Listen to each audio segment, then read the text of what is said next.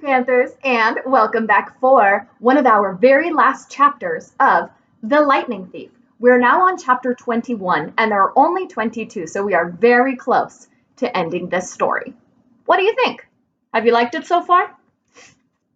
This chapter is titled, I Settle My Tab. It's funny how humans can wrap their mind around things and fit them into their version of reality. Chiron told me that long ago. As usual, I didn't appreciate his wisdom until much later. According to the LA News, the explosion at the Santa Monica beach had been caused when a crazy kidnapper fired a shotgun at a police car. He accidentally hit a gas main that ruptured during the earthquake. This crazy kidnapper, Ares, was the same man who had abducted me and two other adolescents in New York and brought us across country on a 10-day odyssey of terror. Poor little Percy Jackson wasn't an international criminal after all. He'd caused a commotion on that Greyhound bus in New Jersey trying to get away from his captor. And afterwards, witnesses would even swear that they had seen the leather-clad man on the bus. Why didn't I remember him before?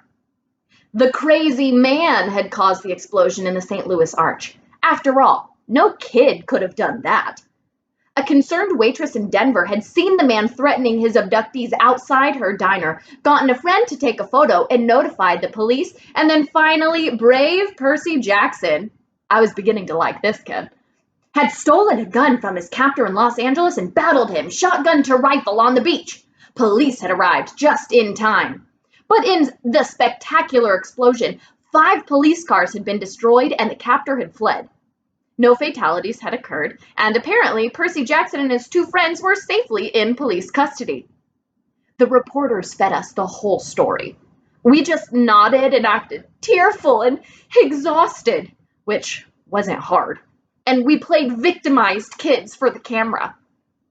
All I want, I said, choking back my tears, is to see my loving stepfather again. Every time I see him on TV, calling me a delinquent punk, I knew, somehow, we would be okay. And I know he'll want to reward each and every person in this beautiful city of Los Angeles with a free major appliance from his store. Here's the phone number. The police and the reporters were so moved that they passed around the hat and raised money for 3 tickets for the next plane to New York. I knew there was no choice but to fly. I hoped that Zeus would cut me some slack, considering the circumstances, but it was still hard to force myself to board the flight. Takeoff was a nightmare. Every spot of turbulence was scarier than a Greek monster. I didn't unclench my hands from the armrests until we touched down safely at LaGuardia. The local press was waiting for us outside security, but we managed to evade them thanks to Annabeth, who lured them away in her invisible Yankees cap, shouting, "They're over by the frozen yogurt! Come on!" And then rejoined us at baggage claim. We split up at the taxi stand. I told Annabeth and Grover to get back to Half-Blood Hill and let Chiron know what had happened. They protested, and it was hard to let them go after all we'd been through, but I knew I had to do this last part of the quest by myself. If things went wrong, if the gods didn't believe me, I wanted Annabeth and Grover there to tell Chiron the truth. I hopped in a taxi, and I headed to Manhattan. 30 minutes later, I walked into the lobby of the Empire State Building. I must have looked like a homeless kid, with my tattered clothes and my scraped-up face. I hadn't slept in the last 24 hours. I went up to the guard at the front desk and said, 600th floor. He was reading a huge book with a picture of a wizard on the front. I wasn't much into fantasy, but the book must have been good because the guard took a while to look up. "No such floor, kiddo." "I need an audience with Zeus." He gave me a vacant smile. "Sorry." "You heard me." I was about to decide that this guy was just a regular mortal and I'd better run for it before he called for the straitjacket patrol when he said, "No appointment, no audience, kiddo. Lord Zeus doesn't see anyone unannounced." "Oh, I think he'll make an exception." I slipped off my backpack and I unzipped the top. The guard looked inside at the metal cylinder, not getting what it was for a few seconds, and then his face went pale. That isn't. Yes, it is, I promised. Do you want me to take it out and. No, no! He scrambled out of his seat. He fumbled around his desk for a key card and handed it to me. Insert this into the slot. Make sure nobody else is in the elevator with you. I did as he told me. As soon as the elevator doors closed, I slipped the key into the slot. The card disappeared, and a new button appeared on the console, a red one that said 600. I pressed it and waited. And waited. Muzak played. Raindrops keep falling on my head. Finally, ding! The door slid open. I stepped out, and I almost had a heart attack. I was standing on a narrow stone walkway in the middle of the air. Below me was Manhattan from the height of an airplane. In front of me, white marble steps wound up the spine of a cloud into the sky. My eyes followed the stairway to its end, where my brain just could not accept what I saw. Look again, my brain said. We're looking, my eyes insisted. It's really there. From the top of the clouds rose the decapitated peak of a mountain, its summit covered with snow.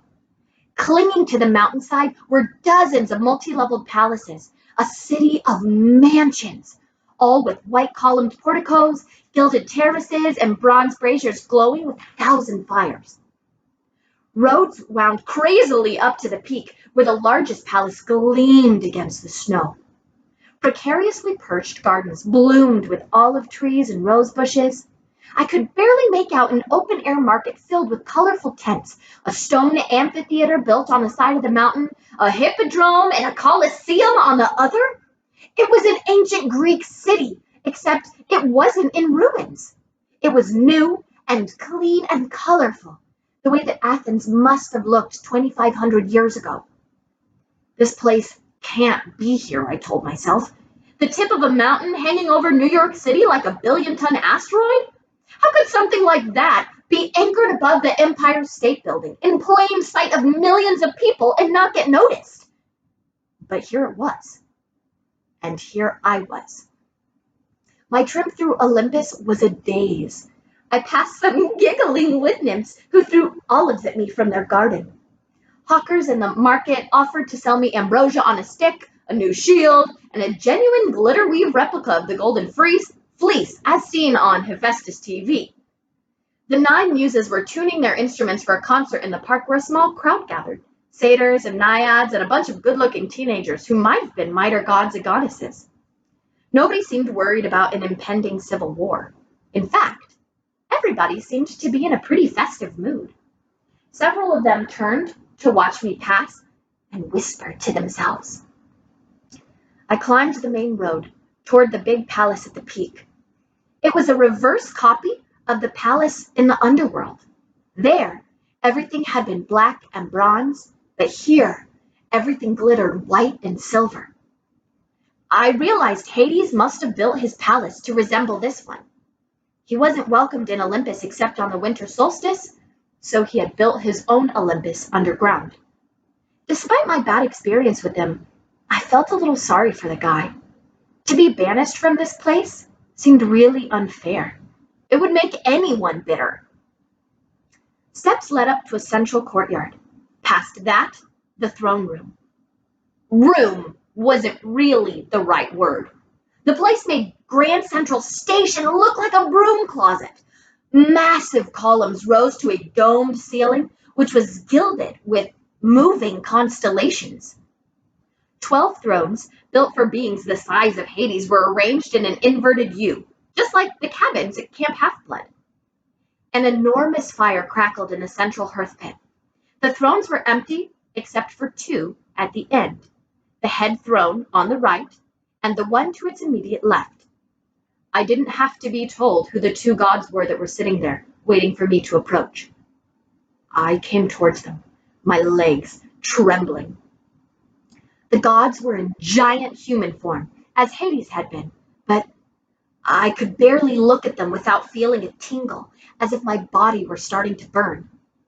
Zeus, the lord of the gods, wore a dark blue pinstriped suit. He sat on a simple throne of solid platinum.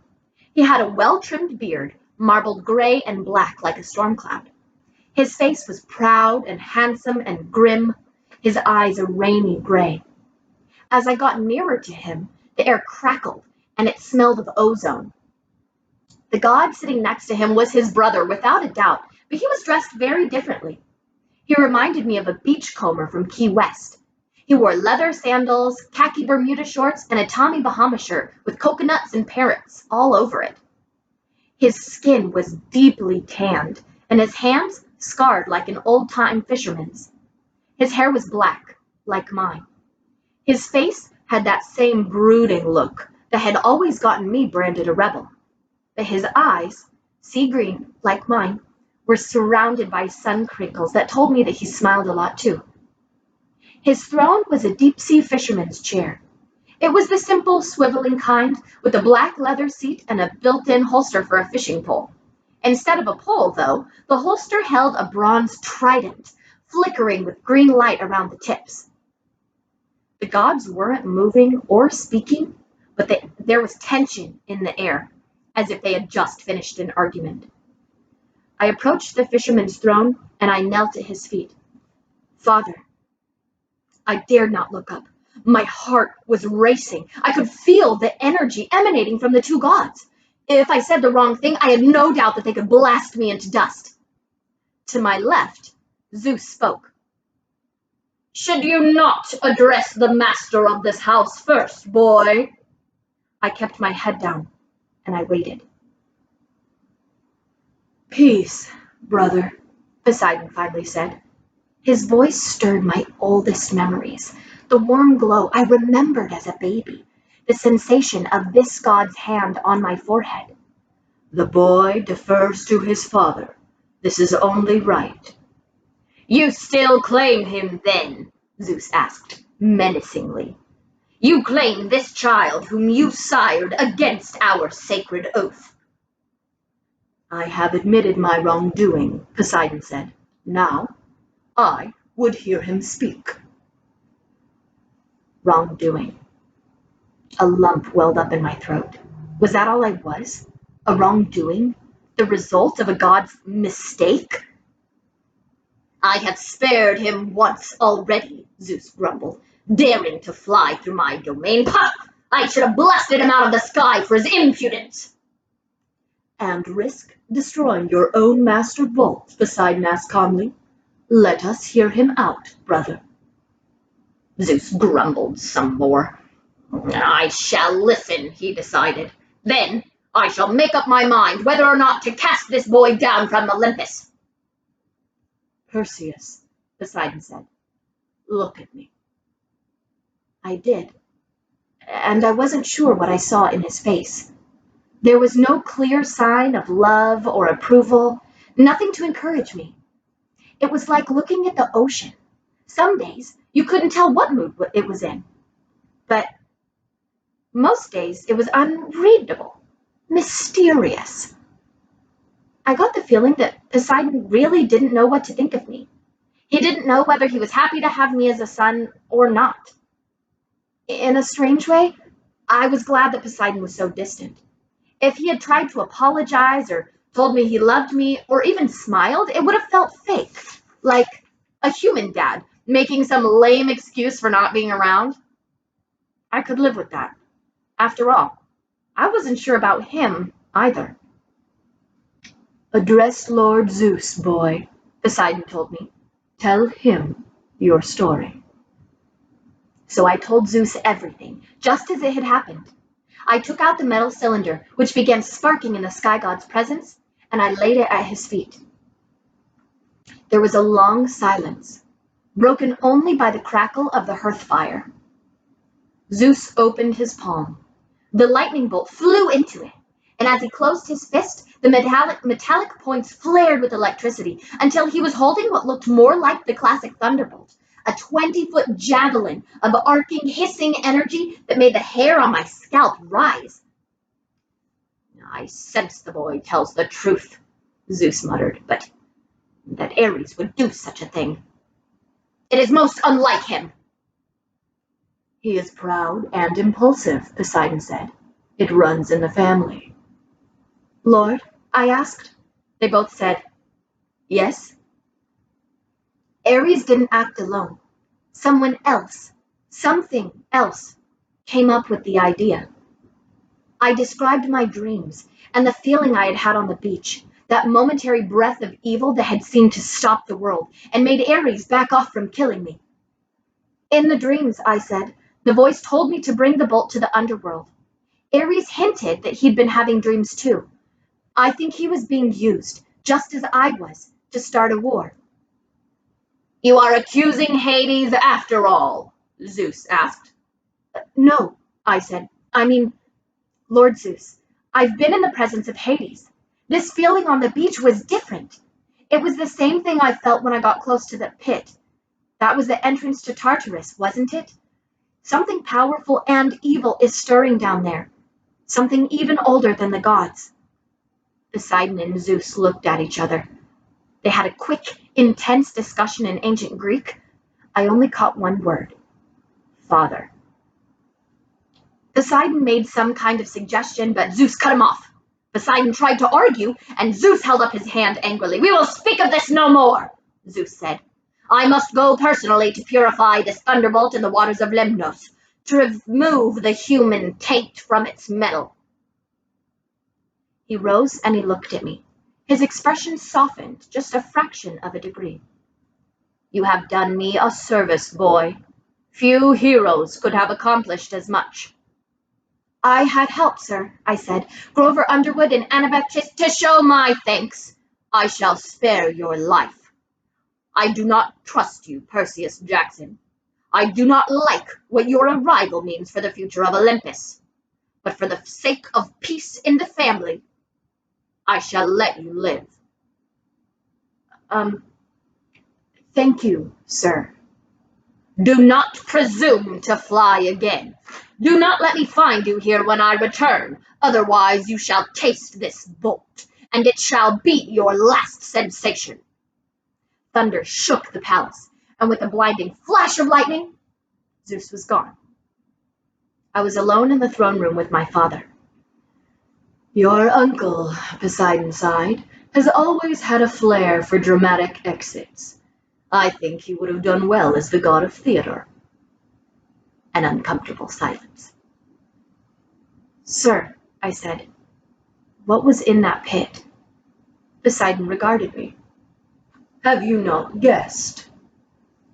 Kronos, I said, the king of the Titans. Even in the throne room of Olympus, far away from Tartarus, the name Kronos darkened the room, made the hearth fire seem not quite so warm on my back. Poseidon gripped his trident. In the first war, Percy, Zeus cut our father Kronos into 1,000 pieces, just as Kronos had done to his father, Uranus. Zeus cast Kronos' remains in the darkest pit of Tartarus. The Titan army was scattered, their mountain fortress on Etna destroyed, their monstrous allies driven to the farthest corners of the earth. And yet, Titans cannot die, any more than we gods can. Whatever is left of Kronos is still alive in some hideous way, still conscious in his eternal pain, still hungering for power. He's healing, I said. He's coming back. Poseidon shook his head. From time to time over the eons Kronos has stirred. He enters men's nightmares and breathes evil thoughts. He awakens restless monsters from the depths. But to suggest he could rise from the pit is another thing. That's what he intends, Father. That's what he said. Poseidon was silent for a long time. Lord Zeus has closed discussion on this matter. He will not allow talk of Kronos. You have completed your quest, child. That is all you need to do. But I stopped myself. Arguing would do no good. It would very possibly anger the only god who I had on my side. As you wish, Father. A faint smile played on his lips. Obedience does not come naturally to you, does it? No, sir. I must take some blame for that, I suppose. The sea does not like to be restrained. He rose to his full height and took up his trident. Then he shimmered and became the size of a regular man, standing directly in front of me. You must go, child, but first, know that your mother has returned. I stared at him, completely stunned. My mother? You will find her at home. Hades sent her when you recovered his helm. Even the Lord of Death pays his debts. My heart was pounding. I couldn't believe it. Would you? I wanted to ask Poseidon if he would come with me to see her, but then I realized that was ridiculous. I imagined loading the god of the sea into a taxi and taking him to the Upper East Side. If he had wanted to see my mom all these years, he would have.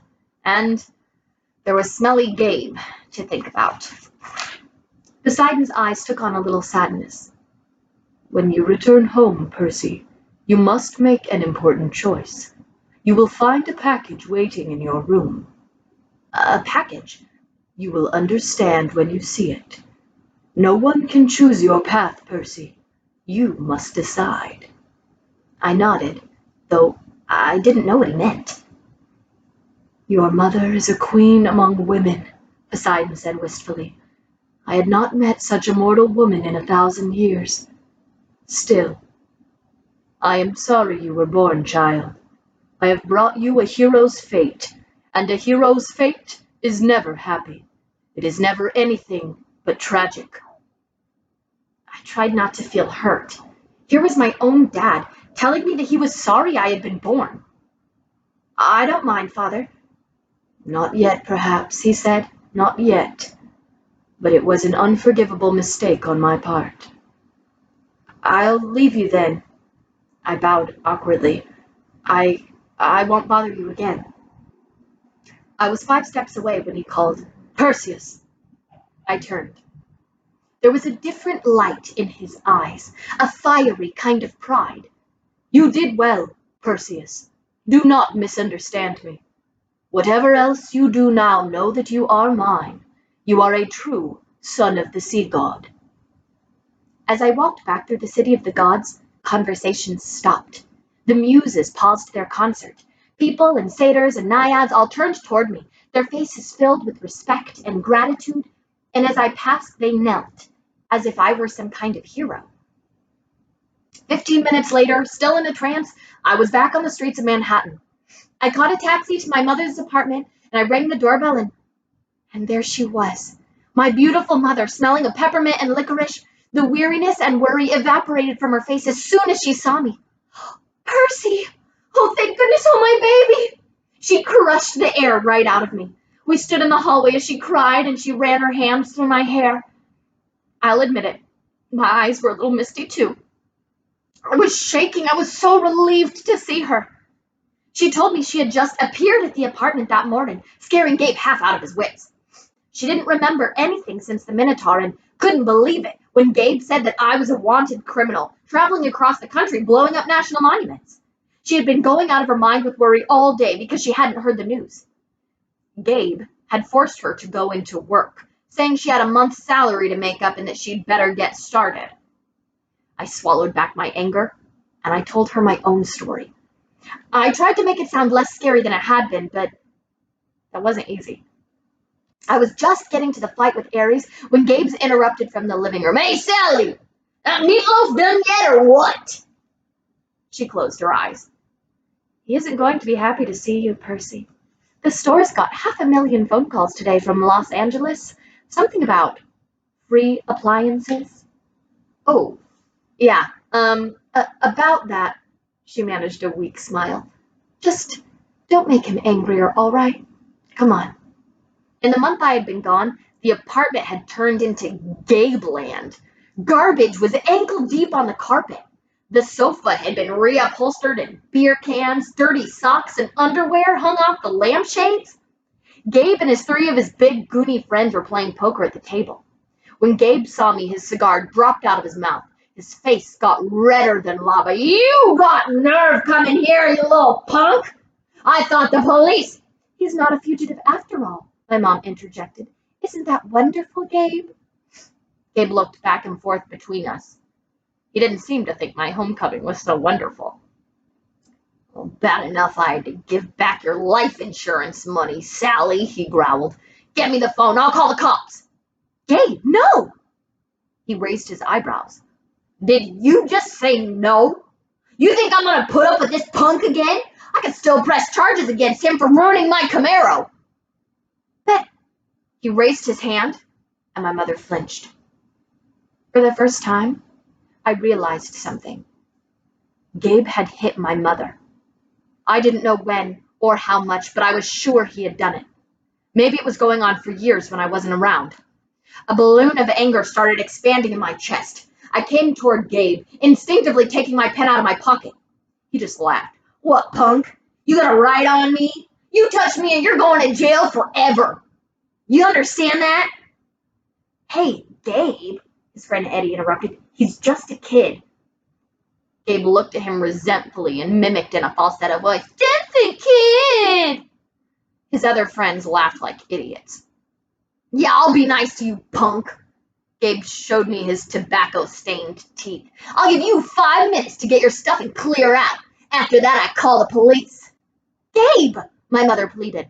He ran away, Gabe told her. Let him stay gone. I was itching to uncap Riptide, but even if I did, the blade wouldn't hurt humans. And Gabe, by the loosest definition, was human. My mother took my arm. Please, Percy, come on, we'll go to your room. I let her pull me away, my hand still trembling with rage. My room had been completely filled with Gabe's junk. There were stacks of used car batteries, a rotting bouquet of sympathy flowers with a card from somebody who'd seen his Barbara Walters interview. Gabe is just upset, honey, my mother told me. I'll talk to him later. I'm sure it will work out. Mom, it'll never work out. Not as long as Gabe's here. She wrung her hands nervously.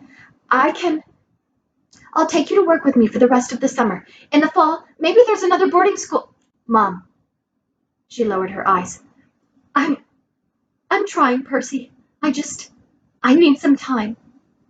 A package appeared on my bed. At least, I could have sworn it wasn't there a moment before. It was a battered cardboard box, about the right size to fit a basketball. The address on the mailing slip was in my own handwriting. The Gods, Mount Olympus, 600th floor, Empire State Building, New York, New York. With best wishes, Percy Jackson. Over the top in black marker in a man's clear, bold print was the address of our apartment and the words, Return to Sender. Suddenly, I understood what Poseidon had told me on Olympus. A package. A decision. Whatever else you do, know that you are mine. You are a true son of the sea god. I looked at my mother. Mom, do you want Gabe gone? Percy, it isn't that simple. Mom, just tell me. That jerk has been hitting you. Do you want him gone or not? She hesitated and then nodded, almost imperceptibly. Yes, Percy, I do. And I'm trying to get up my courage to tell him, but you can't do this for me. You can't solve my problems. I looked at the box. I could solve her problem. I wanted to slice that package open, plop it on the poker table, and take out what was inside. I could start my very own statue garden right there in the living room. That's what a Greek hero would do in the stories, I thought. That's what Gabe deserves. But a hero's story always ended in tragedy. Poseidon had told me that. I remembered the underworld. I thought about Gabe's spirit drifting forever in the fields of asphodel, or condemned to some hideous torture behind the barbed wire of the fields of punishment, an eternal poker game, sitting up to his waist in boiling oil listening to opera music. Did I have the right to send someone there? Even Gabe? A month ago I wouldn't have hesitated, but now I can do it, I told my mom. One look inside this box and he will never bother you again. She glanced at the package and seemed to understand immediately. No, Percy, she said, stepping away. You can't. Poseidon called you a queen, I told her. He said he hadn't met a woman like you in 1,000 years. Her cheeks flushed. Percy, you deserve better than this, Mom. You should go to college, get your degree. You can write your novel, meet a nice guy, maybe live in a nice house. You don't need to protect me anymore by staying with Gabe. Let me get rid of him." She wiped a tear off her cheek. "You sound so much like your father," he said. She said, "He offered to stop the tide for me once. He offered to build me a palace at the bottom of the sea. He thought he could solve all my problems with the wave of his hand. Well, what's wrong with that?" Her multicolored eyes seemed to search inside me. "I think you know, Percy. I think you're enough like me to understand. If my life is going to mean anything, I have to live it myself. I can't let a god take care of me or my son. I have to find the courage on my own. Your quest has reminded me of that." We listened to the sound of poker chips and swearing, ESPN from the living room television. "I'll leave the box," I said. "If he threatens you." She looked pale, but she nodded. "Where will you go, Percy?" "Half-Blood Hill." "For the summer or forever?"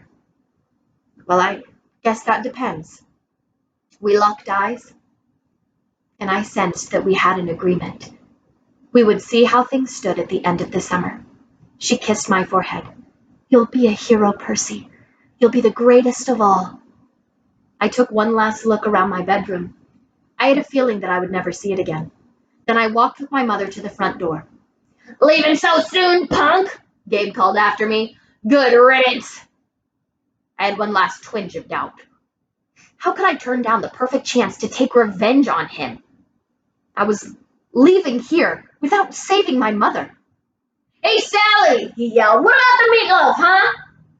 A steely look of anger flashed in my mother's eyes, and I thought, just maybe, I was leaving her in good hands after all.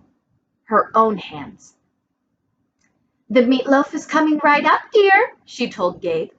"Meatloaf surprise." She looked at me and winked. The last thing I saw as the door swung closed was my mother staring at Gabe as if she were contemplating how he would look as a garden statue. And that ends chapter 21. We've got only one more chapter, 22. Let us know, did you like this book? Tell us in the comments. What's been your favorite part so far? Thanks, guys, and I'll see you again tomorrow.